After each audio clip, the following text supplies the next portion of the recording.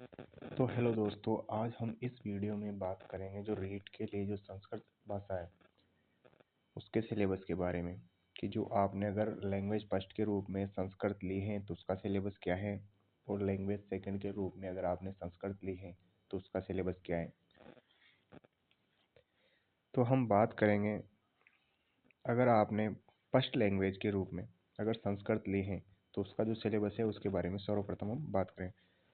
तो जो हमारा सिलेबस है फर्स्ट लैंग्वेज, अगर आपने संस्कृत भरी है तो एक अपठित गद्यांश आएगा। उसमें आपको शब्द रूप, धातु रूप, कारक, विभक्ति, उपसर्ग, प्रत्यय, संधि, समास, विशेषण, विशेष्य, संख्या ज्ञान, उच्चारण स्थान या अवयव,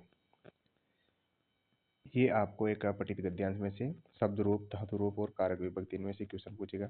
इसके अलावा एक आएगा राजस्थान इतिहास, कला, संस्कृति आदि नाम आधारित अपठित गद्यांश। मतलब गद्यांश कितने आएंगे? 2।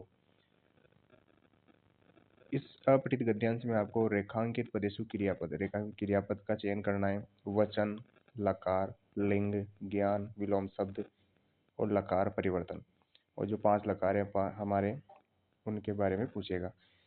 इसी प्रकार अगर आपने लैंग्वेज सेकंड के रूप में अगर संस्कृत ली है तो उसमें आएगा एक अपठित गद्यांश। उसमें वही शब्द रूप, धातु रूप, कारक, विभक्ति, उपसर्ग, प्रत्यय, संधि, समास, लकार, सर्वनाम, विशेषण, लिंग, संख्या, ज्ञानम, समय ज्ञानम, अवयव।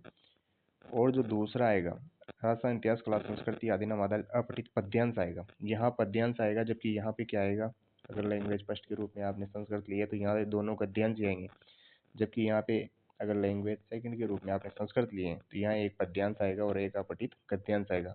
और इस पद्यांश में आपको संधि, समास, कारक, प्रत्यय, छंद, अलंकार, माहेश्वर सूत्र, विशेष्य, विशेषण आदि के बारे में सवाल पूछे जाएंगे।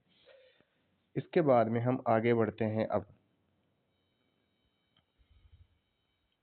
अब हमारे जो व्याकरण का पोर्शन है उसमें देखो, दोनों में इधर भी शब्द रूप भी है, इसमें शब्द रूप इन दोनों में है, धातु रूप दोनों में है, कारक, विभक्ति दोनों में है, उपसर्ग, प्रत्यय दोनों में है, संधि दोनों में है, समास दोनों में है, सर्वनाम भी है।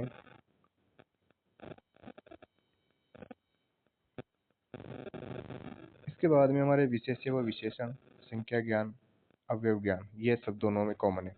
इसके बाद में लिंग, विलोम शब्द, उच्चारण स्थान, संस्कृत अनुवाद, वाच्य परिवर्तन, वाक्य शुद्ध निर्माण, प्रश्न निर्माण, अशुद्धि संशोधन, संस्कृत सूक्तियाँ, यहाँ तक ये हमारे लेवल। अगर आपने फर्स्ट लैंग्वेज के रूप में अगर आपने संस्कृत ली है तो ये सिलेबस आएगा।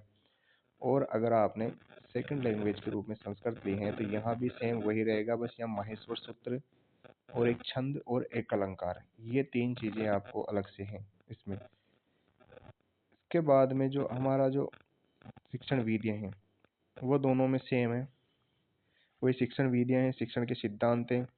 इसके बाद में हमारे जो भाषा कौशल है, चारों भाषा कौशल है। इसके बाद में अधिगम, पाठ्यपुस्तक संप्रेषण, संस्कृत भाषा शिक्षण में मूल्यांकन, मौखिक, लिखित, प्रश्न प्रकार, सतत मूल्यांकन, उपचारात्मक शिक्षण, और संस्कृत भाषा राजस्थान संस्कृत साहित्यकार योगदान। और जो संस्कृत भाषा में जो राजस्थान साहित्यकारों का योगदान है वो है इसमें। अगर आपने लैंग्वेज फर्स्ट के रूप में संस्कृत ली है तो साहित्य आएगा, जबकि अगर सेकंड लैंग्वेज के रूप में आपने संस्कृत ली है तो इधर साहित्य नहीं आएगा और बाकी से सिलेबस है। ठीक है, चलो।